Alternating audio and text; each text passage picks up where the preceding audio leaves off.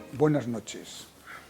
Cantabria desde La Solana comienza su verano y, como es habitual, cambiamos un poco la temática de este programa y sobre todo la selección de las personas a entrevistar.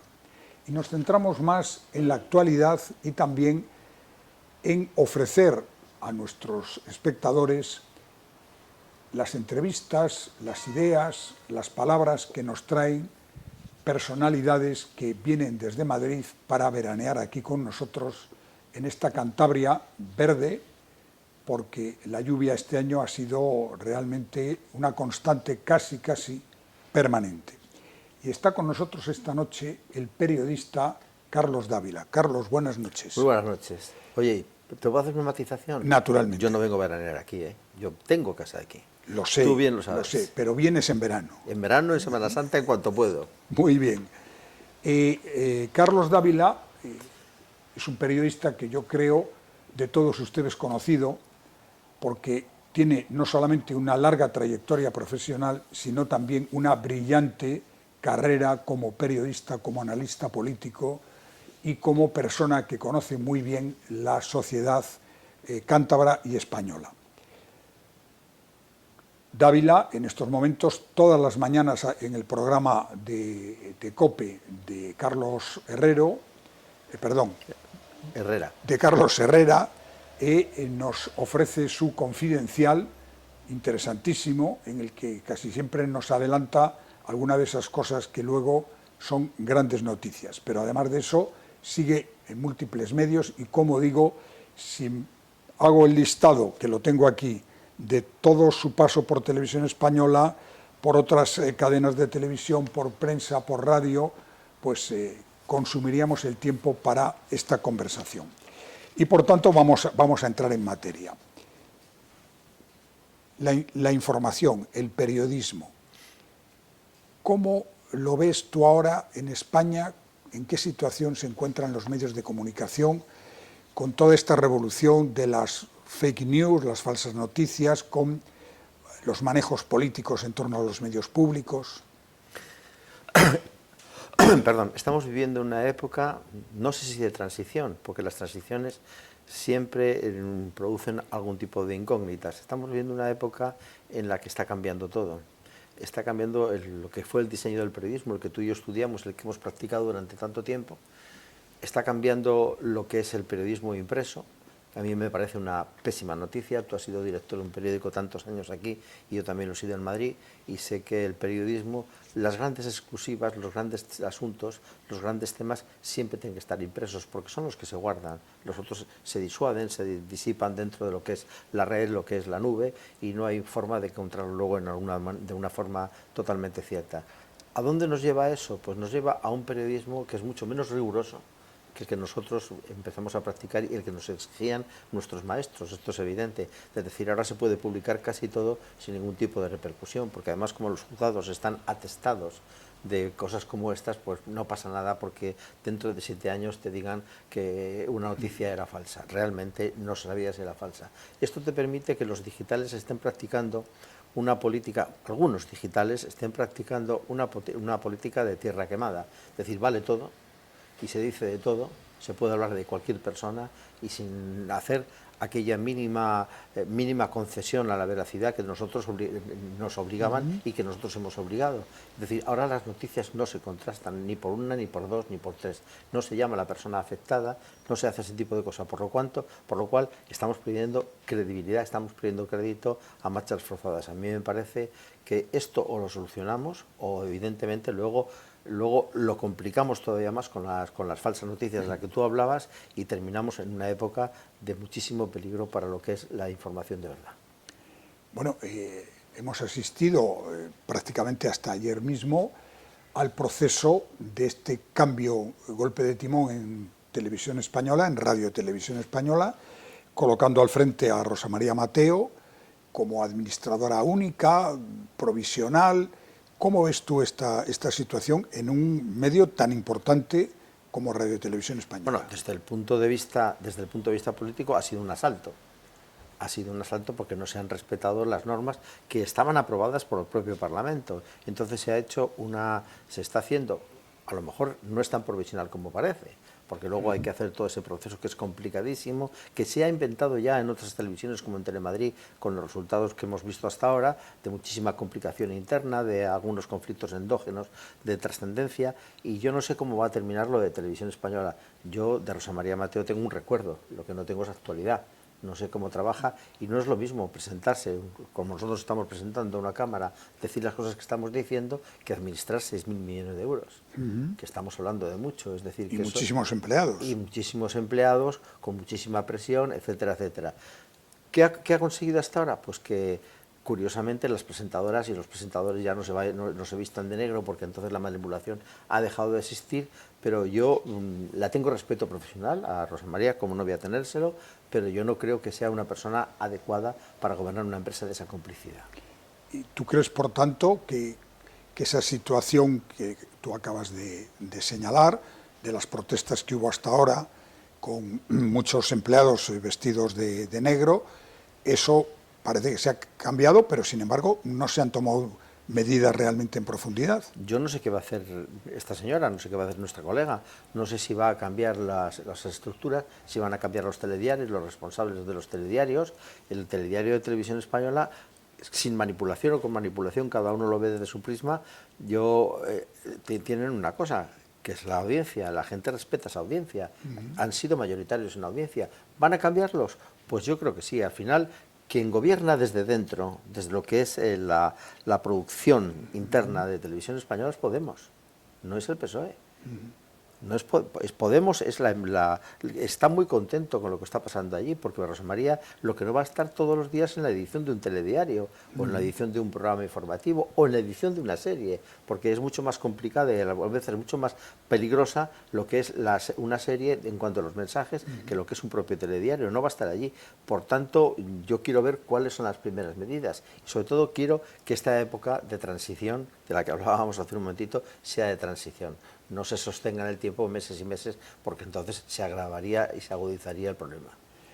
Bueno, siguiendo con los medios de comunicación, una de las afirmaciones, que puede ser o no cierta, y por eso te lo pregunto, que se han hecho, es que un factor importante, por el cual el Partido Popular ha perdido el poder a través de una moción de censura, ha sido su mala gestión con los medios de comunicación y el tener prácticamente a la mayor parte de los medios en contra, incluso con esa frase pronunciada recientemente, según la cual el 80% de los profesionales, de los periodistas, son de izquierdas. Curiosamente, porque es que si tú te declaras periodista de derechas, eres sospechoso, no puedes trabajar.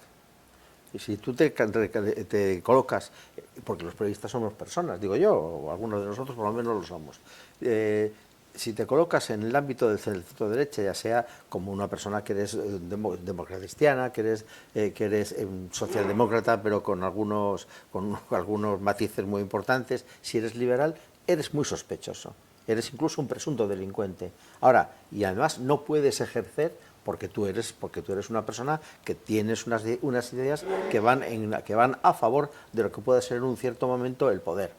Pero ahora, si eres de izquierdas, eres un tío que eres absolutamente justificado, que puedes lo que hacer, y que además tienes obligación de comprometerte con la izquierda en el poder, porque ese es tu desafío, ese es tu programa, tu plan de vida y tu reto. Esto es evidentemente repugnante.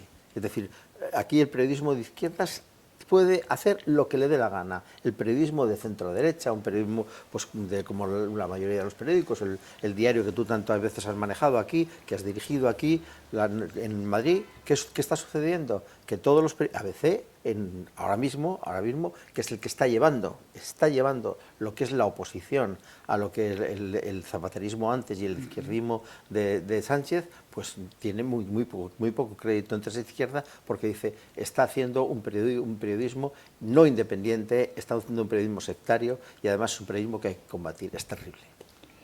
Bien, por terminar con este capítulo de los medios de comunicación, que yo creo que es un tema no solamente que nos puede interesar a nosotros como periodistas, sino a todos nuestros espectadores, porque no olvidemos que si no hay una comunicación libre y abierta, es muy difícil que luego se formen opiniones y que en consecuencia se vote con conocimiento de causa. Pero, por terminar, curiosamente, frente a los de negro que se han vestido en televisión española para protestar, parece que la política de TV3, de la famosa televisión ya independentista catalana, no ha tenido repercusión. Bueno, pero es que eso no es un medio informativo, es un medio intoxicador, es un medio subversivo. Es decir, yo durante mucho tiempo, en la época dura del terrorismo, siempre discutíamos los periodistas la posibilidad o no de intervenir en el Lenin, que entonces, y su sucesor, el Gara. Y todo el mundo nos poníamos muy bonitos y decíamos que le condene el Código Penal, pero que no le condenemos nosotros. Pues es lo mismo que yo quiero para televisiones, para TV3, pero no ha habido ninguna acción directa gubernamental ni por parte de la Fiscalía que se adentre en los entresijos informativos de esta casa, que todos los días no solamente intoxica, sino que hace malsana a la sociedad y hace sobre todo malsana la convivencia entre dos facciones, entre dos grupos de la sociedad catalana que está dividida al 50%, donde unos son directamente independentistas y otros quieren ser españolistas españoles porque les va muy bien de esta forma. ¿Qué es lo que pido yo? Hombre, si se interviene el 155, por favor, que el 155, vía Fiscalía, vía tribunales, también se ha intervenido. Yo alguna vez he visto el 155 y he tenido que dejarlo. Yo conozco muy bien al director de TV3, es un tal Vicent Sanchis, que yo le conocí como director, subdirector primero del Observador, que era un periódico que era extendido de La Vanguardia, para entendernos de una forma, y es un hombre que tiene complejo de legitimidad de origen, porque él es valenciano. Él es valenciano y entonces ya sabes que la furia de los conversos hace que cada uno es mucho más duro que el demás, no vaya a ser que digan que no es suficientemente duro. Pues está haciendo un periodismo de batalla. Ya no de trinchera, sino de batalla, de agredir al contrario, no de defenderse de nada. Por tanto, este no es un medio, esto no es un medio, esto hay que decirlo, esto no es una televisión, es un medio de propaganda que utiliza el poder para agredir al que no piensa como él. Por tanto, hay que intervenir. Bien, hemos entrado en Cataluña.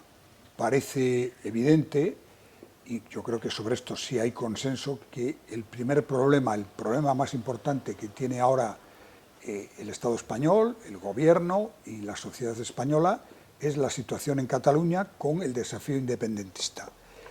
¿Qué crees tú que va a suceder y cuál es tu análisis de la situación?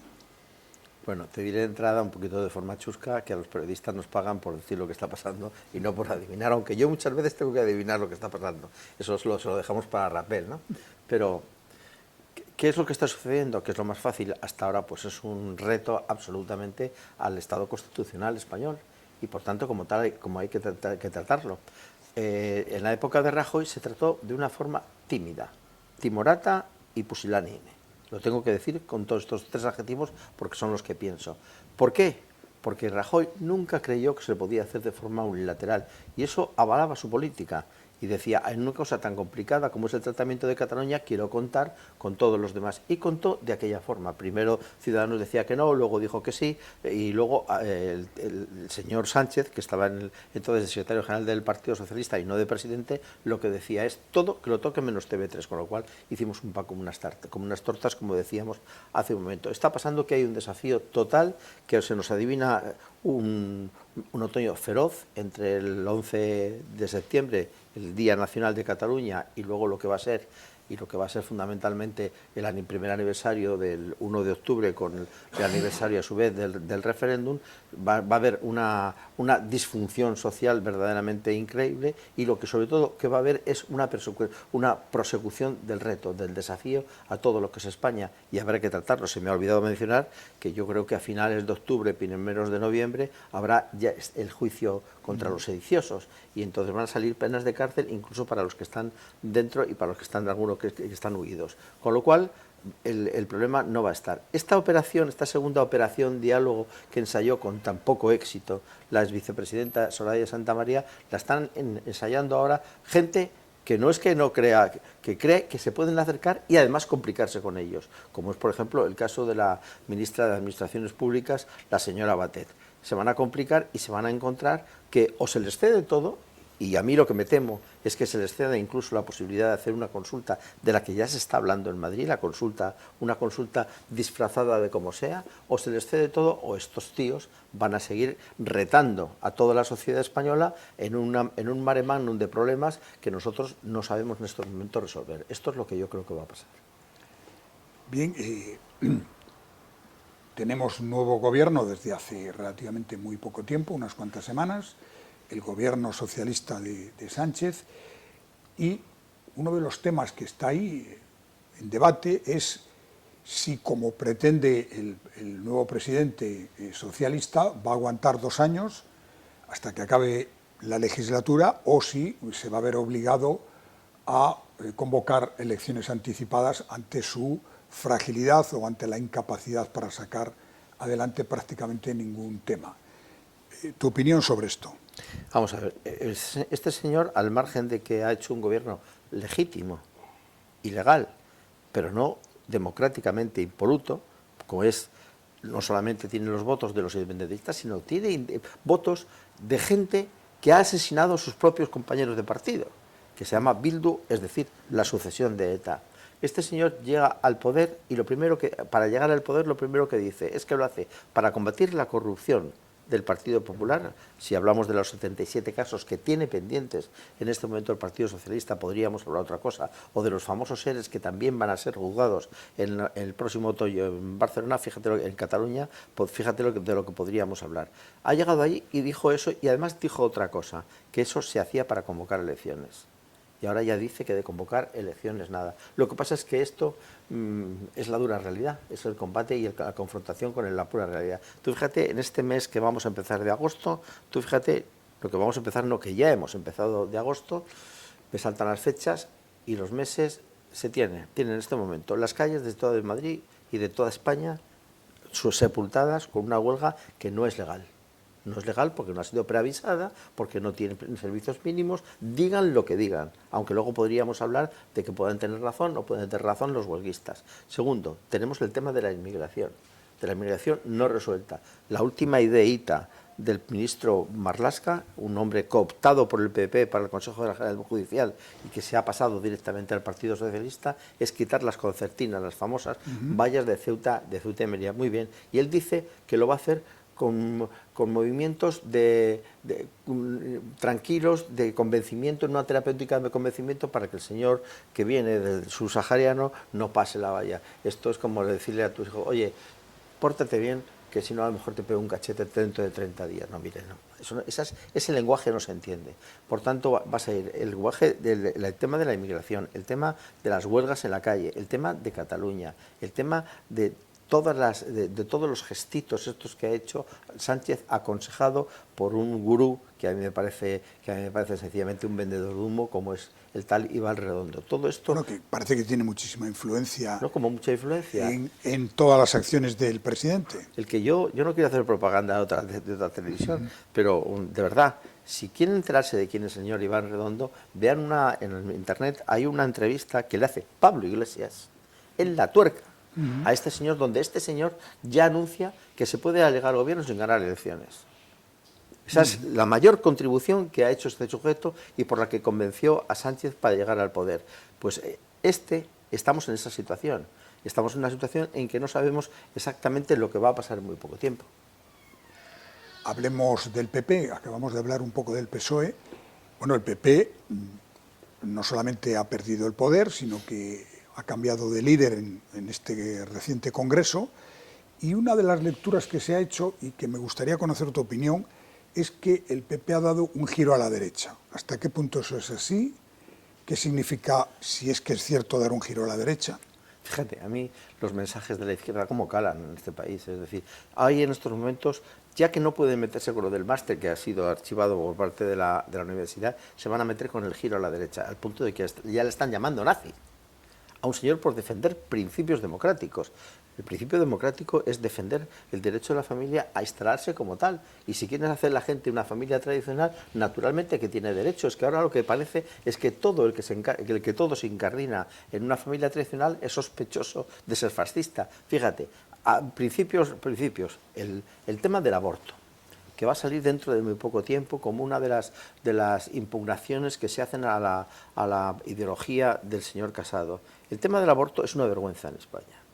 Es una vergüenza que lleve 11 años en el Tribunal Constitucional. De esto nadie habla.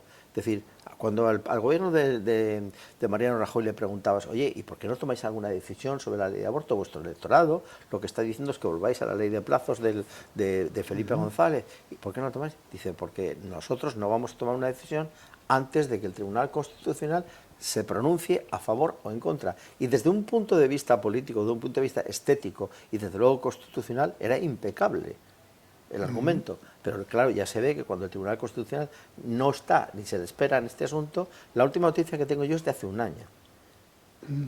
De hace un año. Y hace un año me decían que el Tribunal Constitucional está dividido en dos partes y que el presidente del Tribunal Constitucional, con su voto de calidad, podría influir en una parte o en otra, pero no se atreve. Pues es otro de los argumentos del que se lo dice de ultraderecha. Este señor no es ultraderecha, este señor está defendiendo principios del PP que siempre los ha defendido. Lo que pasa es que con cierta menos autenticidad desde el punto de vista de la explicación y con menos rigor de lo que hacía, rigor no, con menos explicitación de lo que lo hacía el señor Rajoy. Por tanto, a mí me parece un hombre que está por comprobar, me parece que tiene una enorme ambición política, lo cual en política es muy saludable que se sea, y que tiene poquitos pelos en la lengua y que va evidentemente a trabajar en un partido que lo está por reconstituirse, pero que en los primeros escarceos demoscópicos empieza a recuperarse. Bueno, antes hemos tocado, yo creo que de una manera muy superficial, el problema gravísimo de la inmigración, que además este verano pues, se ha recrudecido con llegada masiva y con el famoso salto a las verjas en Melilla y Ceuta, donde, bueno, ya cada vez más parece que los inmigrantes apelan a métodos violentos para saltar esa valla y para poder superar el trabajo o la barrera que pone la Guardia Civil. Parece que hay como dos grandes modelos: el italiano, que es de restricción y de vuelta a de las pateras o de los inmigrantes que quieren entrar por la mar, y el español, que es de acogida, y digo estos dos porque Grecia ahora mismo pues ni está ni se le espera. ¿Cómo ves tú eso? Vamos a ver. Primero, por meternos en lo más actual, que son el salto de la valla.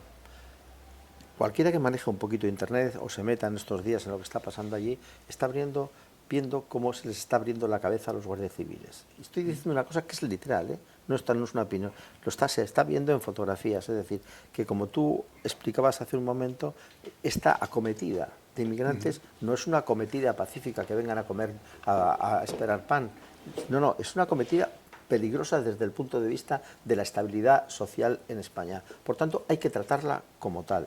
Otra de las cosas que ha dicho el señor Casado es que aquí no cabemos todos, aquí no cabe todo el mundo. Y eso ya lo dicen en todos los sitios del mundo. Pero no es que solamente lo digan en Austria, donde existe un gobierno que se ha posicionado, en Polonia o en Hungría. Es que en Dinamarca se está haciendo una integración por los pelos y además gotita a gotita. ¿Qué pasaría aquí en España si al hijo de un inmigrante, fíjate, a un hijo de inmigrante, a los 2 años de su vida, se le lleva a una escuela a aprender danés, ni siquiera inglés, aprender danés, a explicarle lo que son los principios constitucionales de la monarquía de la corona danesa, a explicarle que la democracia funciona de una determinada forma, a explicarle que sea cual sea su religión, tiene que amoldarse a las costumbres, usos y tradiciones de aquella casa danesa. ¿Qué pasaría aquí? Bueno, aquí el gobierno que haga eso se le llevan por delante, porque parece que eso es fascistoide, más fascistoide que Mussolini y su señora, evidentemente. Bueno, pues todo eso hay que hacerlo. Y ahora dice el gobierno, no, esto viene del Partido Popular. Primero, no viene del Partido Popular, viene de las ilusiones que sembró Zapatero en un cierto momento, incluso desde un punto de vista legal. Pero es que venga de donde venga, el problema hay que resolverlo ahora. Y Ceuta está, no se puede, el ministro del Interior va un cuarto de hora, baja de un helicóptero, ve a aquellos negritos que están diciendo queremos pan, le conmueve su alma, buenista, y todos para adelante. Pues no cabemos muchos, y hay que hacer una política de migración. Y hay que confiar muy poco en Europa, porque Europa no existe. Existen los países que se han sumado a un proyecto que ni siquiera que está en estos momentos en discusión, y que la inmigración va a llevar a sus contrasentidos y a sus complicaciones más claras. Evidentemente, Europa no nos va a decir, ahora que demos 14.000 millones de euros de Europa para resolver este problema. ¿Pero tú crees que ves a la Merkel firmando ese cheque? De ninguna forma. Bueno, al principio de la entrevista has dicho que tú no eres veraneante, sino que tú tienes casa aquí y, por tanto, vives todo el tiempo que puedes en Cantabria. Soy el mejor habitante de Cantabria desde mi punto de vista. Bueno, la pregunta es, tú tienes una perspectiva que es la perspectiva nacional, el estar en Madrid, el ver un poco todo el ambiente político con las diferentes comunidades, desde Cataluña, País Vasco, Andalucía, etcétera. ¿Cómo crees tú que se nos ve a Cantabria desde ese ámbito de escala nacional? Te explico que soy habitante de Cantabria porque leo a diario el periódico que tú tanto has dirigido, el Diario Montañés. Lo leo y sigo estupefacto. La opinión que tenemos en Madrid, que tenemos en España, fundamentalmente, los que no tienen conocimiento, como podemos tener nosotros, de lo que está pasando en Cantabria, es un poquito asombrosa en este sentido. Es decir, Cantabria es una de las regiones más cultas de España. Tiene 3 universidades. Es un lugar, con el Ateneo que tuvo, en el que estamos ahora acogiéndonos en esta entrevista, con una enorme actividad cultural, con mucho pozo científico, literario. Fíjate que no voy a explicar ahora quién era Méndez Pelayo, porque me parece una broma. Con la Universidad de Méndez Pelayo trayendo a personajes mundiales. Y entonces, a mi juicio, eso no se compadece nada con los políticos de la región. Y fundamentalmente con el presidente de la región, que actúa de forma consciente como si fuera un payaso. Es decir, yo no le estoy llamando payaso, él quiere ser un payaso y se conforma así. Y él habla y recita y dispone, sobre todo explica cosas que además a lo mejor no son ciertas, y la mayoría de las cosas que dice no son ciertas, y a mí me parece que esa representación suena, o más o menos disuena, en lo que es Cantabria. Yo quisiera que mis amigos de Cantabria tuvieran otro presidente, pero yo no sé si va a ser posible esto. Pues las encuestas dicen que más bien no, sino todo lo contrario. Pero bueno, las encuestas... O sea que tú no das por supuesto que se va a volver a presentar, Revilla. Yo por supuesto que sí. Yo, es más, le he entrevistado aquí en Popular Televisión, pues hará 3 o 4 semanas.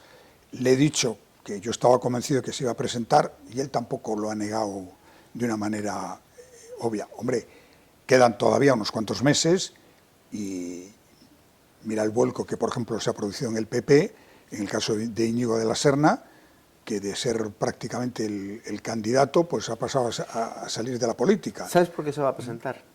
Porque él tiene su negocio montado sobre eso. No hablo de un negocio que se lleve dinero a la buchaca, no. Yo no estoy acusándole de eso, ni al parecer se le ha visto ningún tipo de indicio de ese tipo.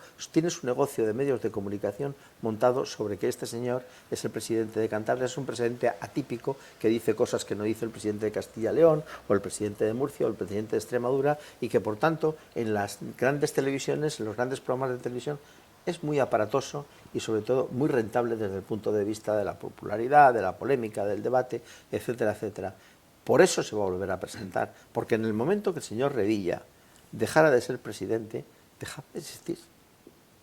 Dejaba de existir en Telecinco, en la 4, en la Sexta. Dejaba de existir en estos programas donde lo que se busca es la excentricidad. Y él es un excéntrico. No solamente porque es periférico desde el punto de vista geográfico, sino porque él es un excéntrico desde el punto de vista de la política y se permite decir cosas en la sabiduría de que nadie le va a contradecir, porque la gente le dice, bueno, estas son cosas de Revilla. Pero son cosas de Revilla que, desde luego, desde un punto de vista de la imagen que tiene Cantabria en España, es bastante perniciosa. Pues llegamos al final de esta conversación. No me lo creo. que más que entrevista es conversación. No me lo creo. Y cómo no, pues agradecer a Carlos Dávila que haya pasado por este programa Cantabria desde La Solana, desearle que disfrute de este verano, de este mes de agosto, aquí en Santander, donde no solamente tiene casa, sino que también tiene muy buenos amigos. Me esperaban me innumerables consta. rabas, me esperan. ¿Cuál? Innumerables rabas, me esperan. Bien. Y que disfrute mucho y que le podamos volver a escuchar en la radio, verle en la televisión y leerle cuando, como todo en este país, se ponga otra vez en marcha allá final de agosto, primeros de septiembre. Muchas gracias y buenas noches. Gracias a ti y gracias a la tele por invitarme a estar aquí.